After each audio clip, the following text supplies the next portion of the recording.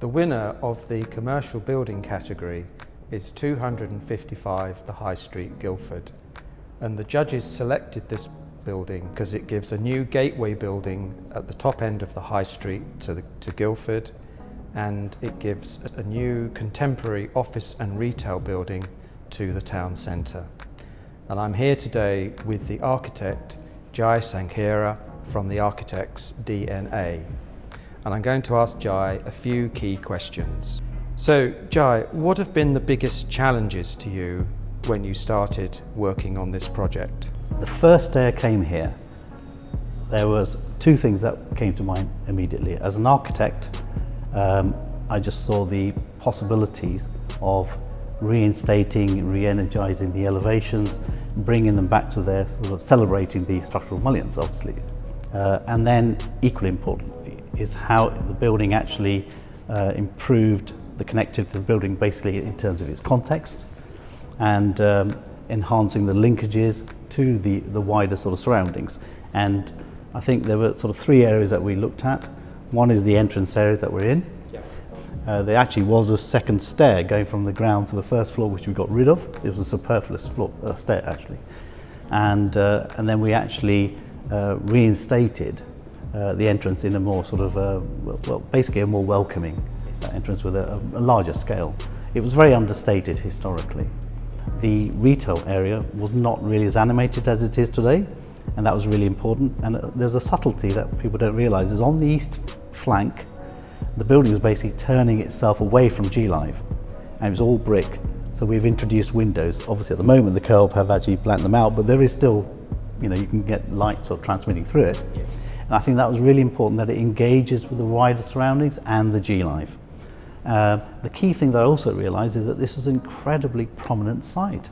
It's on the intersection of three arteries.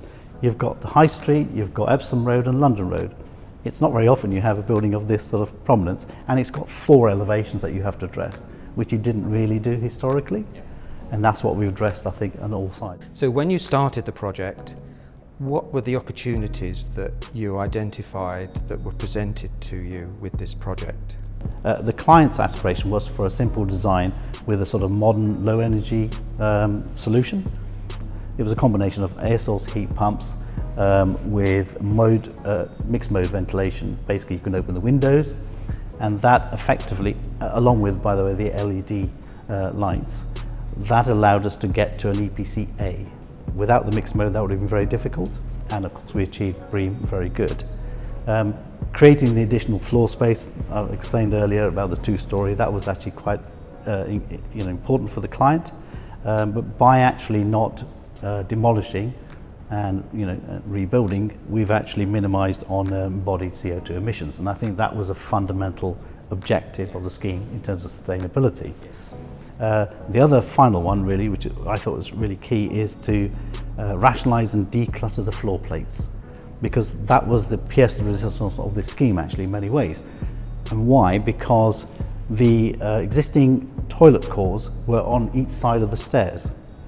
And what that did is actually constricted the space planning for the area on the south elevation. So what we did is we consolidate to the left, to the northern of the core, but more importantly, we managed to then put the risers to the far left as possible, so that the plant room was set back further from the south elevation.